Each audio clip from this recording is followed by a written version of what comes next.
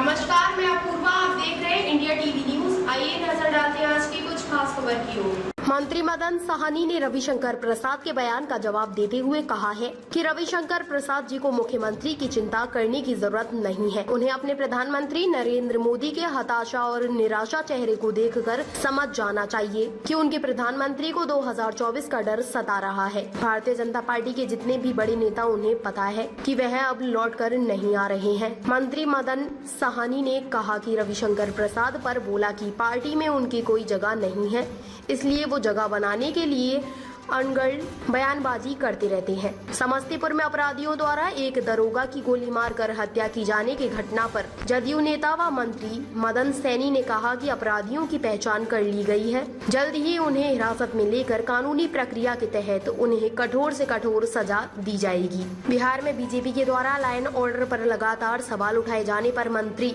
मदन साहनी ने कहा कि जब हम लोग भारतीय जनता पार्टी के साथ रहते हैं तो उन्हें सुशासन दिखाई देता है और जब आरजेडी के साथ सरकार बनाते हैं तो उन्हें जंगल राज नजर आता है। मंत्री मदन साहनी ने कहा कि बिहार पहले भी माननीय मुख्यमंत्री जी के नेतृत्व में विकास किया है और पूर्ण विकास करेगा और सुरक्षित रहेगा। मुख्यमंत्री नीतीश कुमार कल दिल्ली अटल बिहारी वाजपेयी की समाधि पर पुष्पांजलि करने पहुंचे थे। इस पर बीजेपी मुख्यमंत्री नीतीश कुमार पर हमलावर है। बीजेपी के हमले का जवाब देते हुए मंत्री मदन साहनी ने कहा कि मुख्यमंत्री नीतीश कुमार का अटल बिहारी वाजपेयी से खास लगाव है, जिसकी वजह से उनकी समाधि पर पुष्पांजलि करने जाते रहते हैं। दिल्ली गए हैं तो बहुत सारे नेताओं से मुलाकात करेंगे। गठबंधन के बाद नेता अरविंद केजरीवाल है, उनसे भी मुलाकात करेंगे। मंत्री मदन साहनी ने कहा कि मुंबई में विपक्षी एकता की तीसरी बैठक होनी है और विपक्षी एकता को सफल करने के लिए मुख्यमंत्री नीतीश कुमार लगातार प्रयासरत हैं और प्रयास सफल होता देख भी रहे। यही कारण है कि प्रधानमंत्री नरेंद्र मोदी स्वतंत्रता दिवस के मौके पर भी राजनीति करने से बाज नहीं आ रहे हैं और अगली बार फिर से झंडा फहराने की बात कर रहे हैं। मदन साहनी ने कहा कि माननीय प्रधानमंत्री जी को मतदाता और देश की जनता का थोड़ा भी ख्याल नहीं है।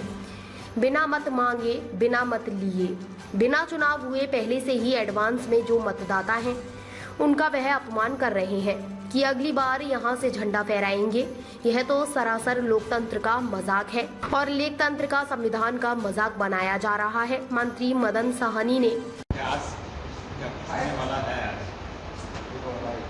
तो माननीय मुख्यमंत्री जी गए हैं दिल्ली और पूर्व प्रधानमंत्री अटल बिहारी वाजपेयी जी का समाधि पर उन्होंने श्रद्धांजलि अर्पित किया है और उनसे जो लगाव है वो जग जाहिर है और इसलिए उनसे विशेष लगाव के कारण वहाँ गए हैं और वहाँ के जो हमारे इंडिया गठबंधन के नेता हैं उनसे भी उनका मुलाकात होगा। दिल्ली गए हैं तो बहुत सारे नेताओं से भी भेंट होगी, बातचीत होगी और चूँकि मुंबई में बैठक निर्धारित है तो उसकी तैयारी के लिए तो लगातार मुख्यमंत्री जी प्रयास कर ही रहे हैं और प्रयास सफल भी होता दिखाई दे रहा है और यही कारण है कि माननीय प्रधानमंत्री जी स्वतंत्रता दिवस के अवसर पर भी राजनीति करने से बाज नहीं आ रहे हैं और अगली बार फिर से वो झंडा फहराएंगे। ये बात जो है लाल किला से बोल रहे हैं तो उनको देश के जनता के या मतदाता मालिक का भी ख्याल नहीं है कि बिना मत मांगे, बिना मत लिए और बिना चुनाव हुए पहले से ही एडवांस में जो मतदाता हैं उनका वो अपमान कर रहे हैं कि कह रहे हैं कि हम अगली बार यहाँ से झंडा फहराएंगे। बिना चुनाव हुए और बिना मतदाता से किसी तरह का अपील किए हुए ये तो सरासर लोकतंत्र का जो है मजाक है और लोकतंत्र का संविधान का उनके द्वारा मजाक उड़ाया जा रहा है।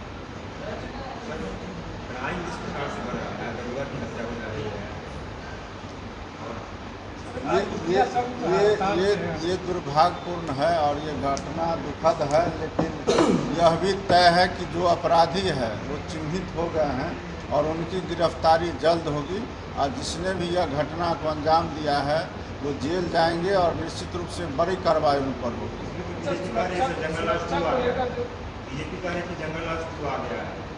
देखिए, भारतीय जनता पार्टी की तो बात ही आप नहीं कीजिए, वो क्या कर रहे हैं आप लोग से छुपा हुआ नहीं है। भारतीय जनता पार्टी के साथ जब हम लोग रहते हैं तो उनको सुशासन दिखाई देती है और सुशासन का संज्ञा देते हुए नहीं थकते हैं, और आज उनको जंगल राज याद आ रहा है। निश्चित रूप से बिहार पहले भी माननीय मुख्यमंत्री जी के नेतृत्व में सुरक्षित रहा है और विकास किया है, आगे भी विकास करेगा और सुरक्षित रहेगा। सर, आज से जो है मुखिया संघ वो लोग हड़ताल पे चले गए हैं और अपनी सुरक्षा की मांग को लेकर गए हैं। पहले बताया गया था कि उनको भी जो है बॉडीगार्ड दिया जाएगा, लेकिन अभी तक देखिए, एक बात जान लीजिए, हड़ताल पर जाने से तो कोई किसी को रोक नहीं सकता है, और अपनी मांग के लिए लोग इस तरह के कार्यक्रम करते रहते हैं। लेकिन जहाँ तक सुरक्षा की सवाल है तो सुरक्षा के प्रति सरकार हमारी पूरी जवाबदेही लेती है और उसका पूरा इंतजाम भी करती है, इसलिए किन्हीं को कोई बहुत ज़्यादा चिंता करने की आवश्यकता नहीं है। और रही बात सुरक्षा प्रदान करने का, तो इसके दिशा में कार्रवाई चल रही है। नीतीश कुमार जो दिल्ली गए को लेकर बीजेपी के बड़े नेता रविशंकर प्रसाद और कई नेता कह रहे हैं कि बारात सजाने गए हैं लेकिन दुल्हा का कोई ठिकाना नहीं उनके पास। इसमें उनको क्यों इतना जो है चिंता हो रहा है, और उनके चिंता जो सबसे बड़े नेता हैं रविशंकर प्रसाद जी के, माननीय प्रधानमंत्री जी, उनको देखने से नहीं लगता है कि आपको वो खुद परेशान हैं, हताश हैं, निराश हैं, अगली बार नहीं आएंगे, ये वह भी जान रहे हैं।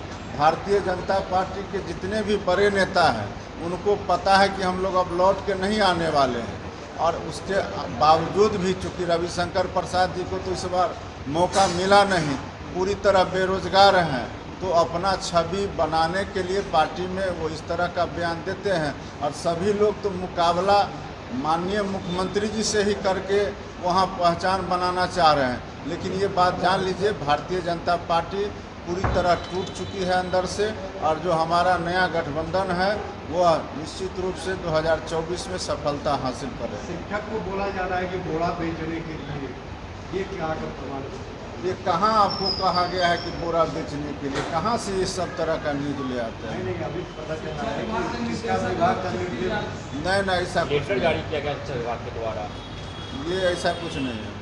सर, नीतीश कुमार का जिस तरीके से बिहार में जो सुशासन की बात की जाती है, क्या उस आधार पे पूरे देश में इस बिहार मॉडल को लेकर के संयोजक बनाए जाने की कितनी बड़ी संभावना है?